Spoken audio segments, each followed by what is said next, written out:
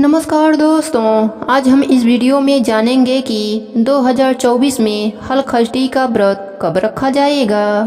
भाद्रपद की कृष्ण पक्ष की खष्ठी को श्री कृष्ण के बड़े भाई बलिराम जी का जन्म हुआ था। कुछ लोग माता सीता का जन्म दिवस इस तिथि को मनाते हैं।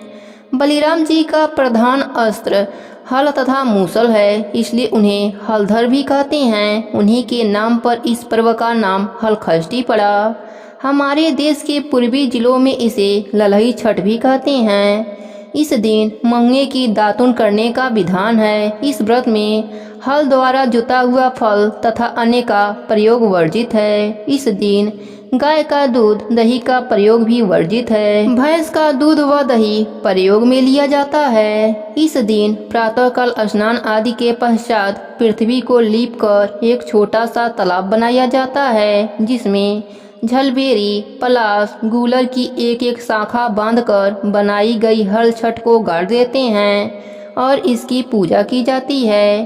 पूजन में सतंजा, गेहूँ, चना, धान, मक्का, ज्वार, बाजरा, जौ आदि का भुना हुआ लावा चढ़ाया जाता है। हल्दी में रंगा हुआ वस्त्र तथा सुहाग सामग्री भी चढ़ाई जाती है। पूजा करते समय इस प्रकार से प्रार्थना की जाती है। हे देवी, आपने गंगा द्वार, कुशावर्त, बिलक, नील पर्वत और कनखल तीर्थ में स्नान करके भगवान शंकर को पति रूप में प्राप्त किया है।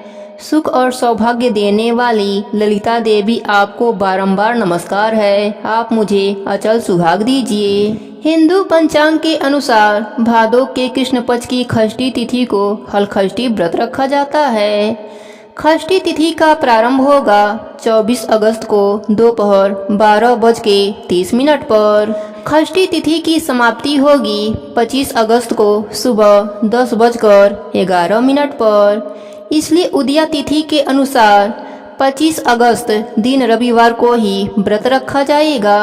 हलखष्ठी की व्रत कथा के अनुसार एक गर्भवती ग्वालिन के प्रसव का समीप था। उसे प्रसव पीड़ा होने लगी थी। उसका दही मक्खन बेचने के लिए रखा हुआ था। वह सोचने लगी, यदि बालक ने जन्म ले लिया तो दही मक्खन बिक नहीं पाएगा। यह सोचकर वह उठी और सिर पर दही मक्खन की मटकी रखकर बेचने चल दी। चलते चलते उसकी प्रसव पीड़ा बढ़ गई। वह झलबेरी की झाड़ी की ओट में बैठ गई। उसने एक पुत्र को जन्म दिया। अल्हड़ ग्वालिन ने बालक को कपड़े में लपेटकर वहीं लिटा दिया और स्वयं मटकियां उठाकर आगे बढ़ गई। उस दिन हल छठ थी। यद्यपि उसका दूध व मक्खन गाय भैंस का मिला हुआ था। उसने बेचते समय यही बताया कि यह केवल भैंस का है, इसलिए उसका दूध दही बिक गया। जहां ग्वालन ने बच्चे को छिपाया था, वहां एक किसान हल चला रहा था। उसके बैल बिदक कर खेत के मेड़ पर जा पहुंचे। हल की नोक बच्चे के पेट से टकरा जाने से बच्चे का पेट फट गया। किसान ने तत्काल झलबेरी के कांटों से बच्चे के पेट में टाँके लगाकर उसे वहीं पड़ा रहने दिया।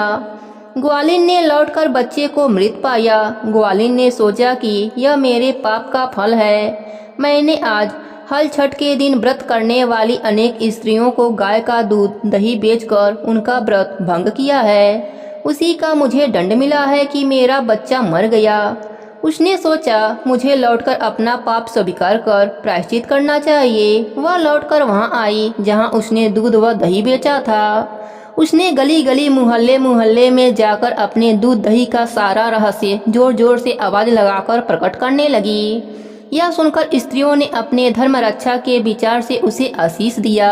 जब वह वापस उसी खेत में पहुंची तो उसे उसका पुत्र जीवित अवस्था में मिला। उसी दिन से ग्वालन ने अपना पाप छिपाने के लिए कभी झूठ न बोलने का प्रण लिया।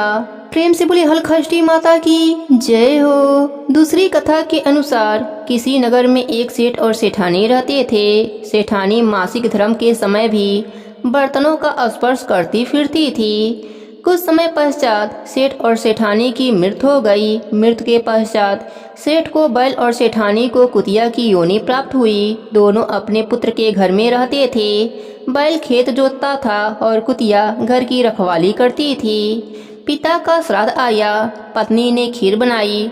वह किसी काम से बाहर गई तो एक चील खीर के बर्तन में सांप डाल गई। बहू को इस बात का पता नहीं चला, पर कुतिया यह सब देख रही थी। उसे पता था कि खीर में चील सांप गिरा गई है। कुतिया ने सोचा कि इस खीर को खाने से ब्राह्मण मर जाएंगे, अतः कुतिया ने खीर के भगोने में मुंह डाल दिया। गुस्से में भरकर बहू ने कुतिया को जलती लकड़ी से मारा, उससे उसकी रीढ़ की हड्डी टूट गई। बहू ने वह खीर फेंक दी और दूसरी खीर बनाई। सब ब्राह्मण भोजन करके चले गए, परंतु बहू ने कुतिया को जूठन तक न दी। रात होने पर कुतिया और बैल बातें करने लगे। कुतिया बोली, आज तो तुम्हारा श्राद्ध था, तुम तो खूब भर पेट खाए होगे, मुझे तो आज कुछ भी खाने को नहीं मिला, उल्टे मेरी पिटाई हो गई। उसने उपरोक्त खीर और सांप वाली बात बैल को बता दी। बैल बोला, आज तो मैं भी भूखा हूँ, कुछ खाने को नहीं मिला, आज तो और दिनों की अपेक्षा काम भी अधिक करना पड़ा। बेटा और बहू बैल तथा कुतिया की वार्तालाप सुन रहे थे। बेटे ने पंडितों को बुलाकर पूछा कि उसके माता पिता किस योनि में हैं। पंडितों ने बताया कि माता कुतिया की योनि में है और बाप बैल की योनि में है, तुम्हारे ही घर में रहते हैं। लड़का सारा रहस्य जान गया। उसने अपने माता पिता बैल और कुतिया को भर पेट भोजन कराया और पंडितों से उनकी वार्तालाप योनि से छूटने का उपाय पूछा। पंडितों ने परामर्श दिया कि भाद्रपद की कृष्ण पक्ष की षष्ठी को जब कुंवारी कन्याएं चंद्रमा को अर्घ देने लगे तो यह दोनों प्राणी यदि अर्घ के नीचे खड़े हो जाएं तो इनको इनकी योनि से छुटकारा मिल जाएगा। तुम्हारी माँ ऋतुकाल में सब बर्तन छूती थी, इसी कारण इसी दोष से इन्हें यह योनि मिली है। आने वाली हलखष्ठी पर लड़के ने उपरोक्त बातों का पालन किया, जिससे उसके माता पिता को कुतिया एवं बैल की योनि से छुटकारा मिल गया। प्रेम से बोली छठ माता की जय हो।